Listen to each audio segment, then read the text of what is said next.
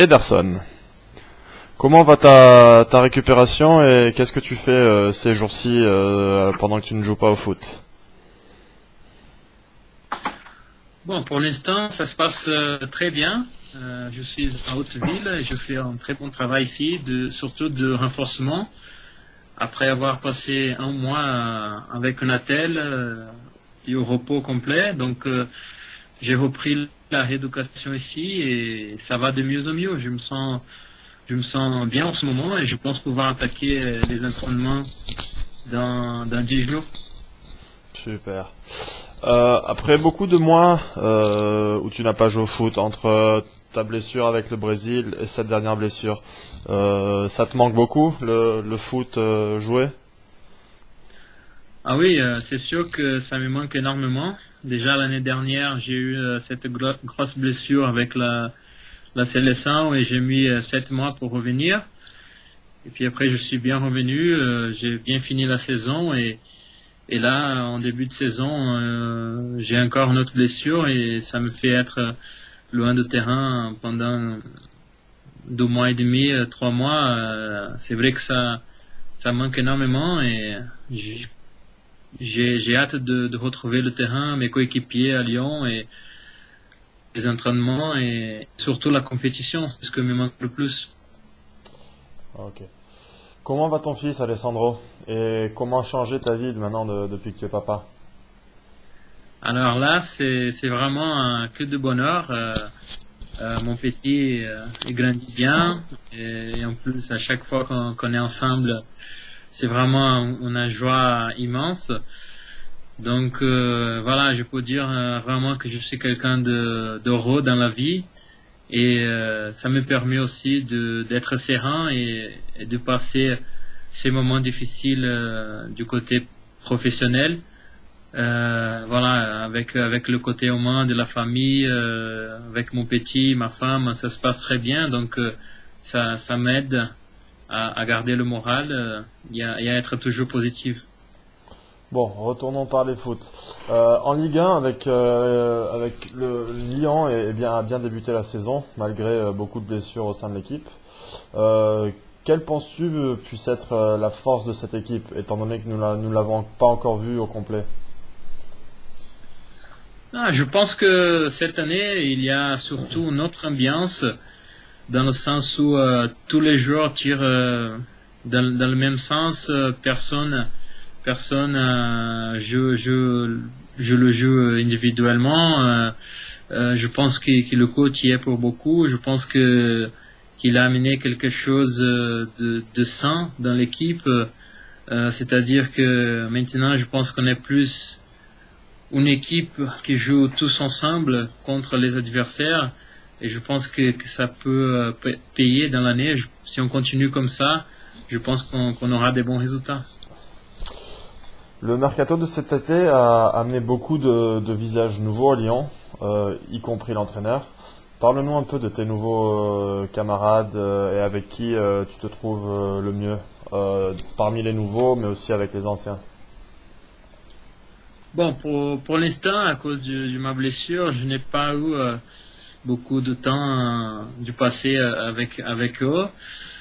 J'ai eu surtout le début de préparation en, en Autriche et ça s'est très bien passé d'ailleurs. Mais malheureusement, je me suis blessé après, donc en ce moment, je suis un peu éloigné de l'équipe, mais j'ai des très bons retours de mes coéquipiers qui sont heureux en ce moment et qui sont bien. Ça se sent et ça se voit que le terrain et que tout le monde va travailler avec le sourire. Donc à partir de là, je pense que les choses ne peuvent que marcher. Et maintenant, j'ai hâte de descendre sur Lyon à partir de la semaine prochaine et de passer beaucoup plus de temps avec eux. Super. Ligue des Champions, encore le Real de Madrid et une poule costaud. Un petit commentaire sur ça? Oui, c'est vrai que c'est une poule assez costaud avec le Real et l'Ajax. Bon, après, on connaît pas trop le Dynamo Zagreb, mais il va falloir faire attention aussi. Le Real, on le connaît bien, à force de les jouer presque tous les années. Et le seul souci, c'est qu'en ce moment, avec le coach qu'ils ont, Mourinho, je pense qu'ils sont très bien. Et il va falloir bagarrer, il va falloir être plus de 100% pour essayer de faire des bons résultats contre eux. Mais je pense qu'il faut surtout se concentrer à se qualifier. Même si on passe 12e, après on aura nos chances. Et voilà, on va jouer nos va-tout et on va essayer de faire une bonne poule pour se qualifier. Au Brésil, la Coupe d'Amérique ne s'est pas très bien passée. Maintenant, Ronaldinho revient avec la Seleção. Qu'est-ce que tu en penses? Au Brésil, maintenant, l'équipe du Brésil est en train de changer beaucoup, est en train d'essayer pas mal de nouveaux joueurs. Et donc, forcément, parfois, le résultat, il tarde à venir. Et la Coupe Amérique, je suis sûr que ça a apporté de l'expérience à tous les joueurs, malgré le manque de résultats, parce qu'au Brésil, il y a toujours une énorme pression. À chaque fois qu'on rentre dans une compétition, c'est pour la gagner, sinon c'est pas suffisant. Mais je pense que le coach Mano Menezes a fait un travail de renouvellement et de donner le à beaucoup de candidats.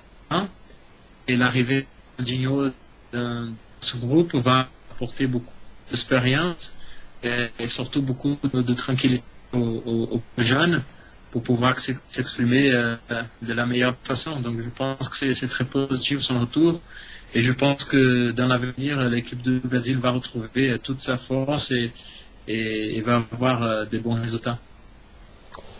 Donc au Brésil, tous les joueurs aiment utiliser Twitter. La mode est en train d'arriver aussi en Europe. Quel est ton rapport avec la technologie et les réseaux sociaux? Moi, des fois, je prends un peu de recul, mais moi aussi, j'ai un Twitter. Je pense que c'est très important aussi pour l'image de se communiquer avec les supporters, de passer aussi des informations utiles. Et voilà, c'est surtout par rapport à ça. Mais après, je passe pas non plus beaucoup de temps là-dessous parce qu'il y a d'autres choses plus importantes dans la vie, par exemple la famille. Et voilà, j'essaye d'y être, mais discrètement, quoi. Durant toute ta période où tu as été blessé, je pense que tu as eu l'occasion de regarder beaucoup de matchs à la télé. Que penses-tu de ce moment du foot en Europe et quelles sont les équipes et les joueurs que tu préfères en ce moment? Pour dire la vérité, pendant que j'étais blessé, j'ai essayé de couper un petit peu le foot. Je suis parti dans ma famille au Brésil. Comme je devais rester en repos complet, je pouvais pas bouger. J'avais un hôtel et surtout profiter de la famille et j'ai coupé un petit peu. Je suivais surtout les matchs de l'OL et c'est tout. Mais en rentrant en Europe, je regarde pas mal de matchs et c'est sûr que les équipes à battre, c'est un petit peu toujours les mêmes. Le Barça, le Real, ce sont des équipes impressionnantes et qui démontrent toujours de très haut niveau. Dernière question, à quand ton retour sur le terrain? J'espère le plus tôt possible. En ce moment, ça se passe très bien. Dans moins de 10 jours, je vais reprendre les entraînements et à partir de là, ça sera un crescendo et je vais progressivement bosser pour revenir le plus tôt possible. Mais pour résumer, je pense pouvoir reprendre les matchs dans un mois, tout va bien. Ok, merci beaucoup Ederson. Peut-être un petit dernier mot pour tes supporters? Je voulais surtout remercier tous ceux qui ont toujours été derrière moi, que ce soit pendant les bons moments et pendant les périodes un peu plus difficiles, comme l'année dernière, comme en ce moment que je suis éloigné de terrain. J'ai eu pas mal de retours, pas mal de gens qui m'ont toujours encouragé, donc voilà, je tiens à les remercier.